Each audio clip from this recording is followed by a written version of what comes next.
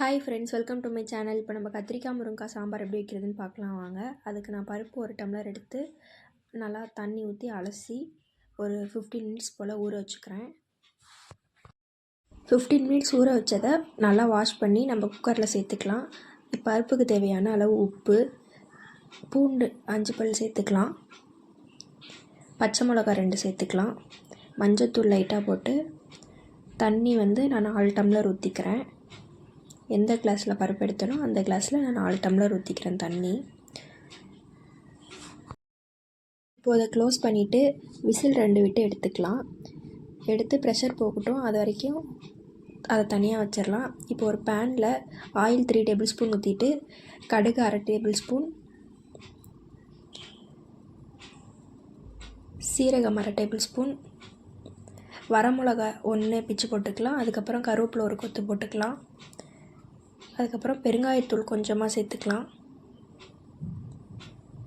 சின்ன வெங்காயம் ஒரு 20 பல் போல் நான் உரித்து வச்சுருக்கேன், அதுவும் சேர்த்துக்கலாம். அதுவும் சேர்த்து நல்லா கண்ணாடி பதம் வர அளவுக்கு வதக்கிக்கலாம். நல்லா வதங்கினதுக்கப்புறம் நம்ம தக்காளி 1 சேர்த்துக்கலாம். தக்காளி நல்லா மசிஞ்சிடணும், அந்த அளவுக்கு வதக்கிட்டு நம்ம கட் பண்ணி வச்சுருக்க முருங்கைக்காய், கத்திரிக்காய் சேர்த்துக்கலாம். இப்போது காய்களுக்கு தேவையான உப்பு, மஞ்சத்தூள் 1/4 டேபிள் ஸ்பூன், மிளகாத்தூள் 1/2 டேபிள் ஸ்பூன், மல்லித்தூள் 1/2 டேபிள் ஸ்பூன், சாம்பார் தூள் 1/2 டேபிள் ஸ்பூன் சேர்த்துக்கலாம். தண்ணி 1/2 டம்ளர் சேர்த்துட்டு நல்லா மிக்ஸ் பண்ணி விட்டு ஒரு மூடி போட்டு ஒரு 5 மினிட்ஸ் மூடி வச்சிடலாம். காயெலாம் கொஞ்சம் வெந்துடும்.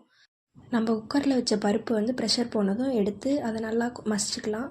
மசிச்சுட்டு ஒரு 5 நிமிஷம் கழித்து காய் ஒரு அரை வேக்காடு வெந்திருக்கும். இப்போ இந்த ஸ்டேஜில் நம்ம பருப்பு சேர்த்துக்கலாம்.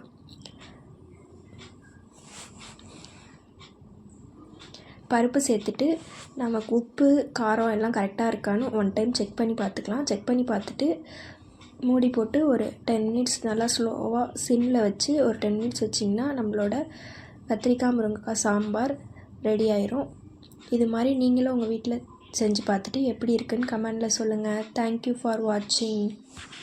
சப்ஸ்கிரைப் பண்ணுங்கள், லைக் பண்ணுங்கள், ஷேர் பண்ணுங்கள், கமெண்ட் பண்ணுங்கள்.